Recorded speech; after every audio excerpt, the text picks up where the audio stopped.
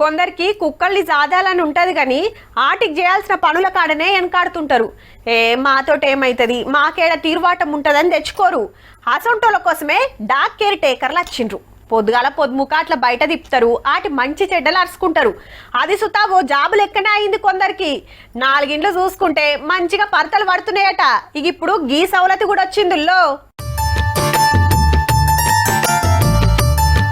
Shower తోటి మంచిగా తానం చేపిస్తున్నాడు అన్న.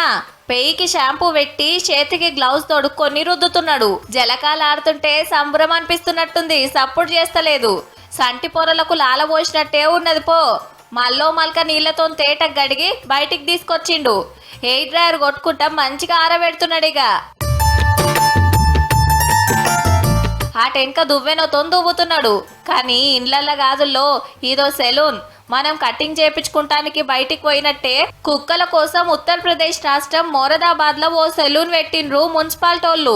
ఏడికోవాల్సిన పని కూడా లేదు, ఫోన్ కొడితే ఇంటికే వస్తుంది ఈ వ్యాను. కుక్కలకు తానం చేపించి గోర్లు జుట్టు కటింగ్ చేపించి ముద్దుగా రెడీ చేస్తారు. ఫ్రీగేం కాదుల్లో, పనిని బట్టి ఇంత అని ఛార్జీ తీసుకుంటారు. తీరువాటం లేనోళ్ళు చాలా మందే బుక్ చేసుకుంటున్నారట.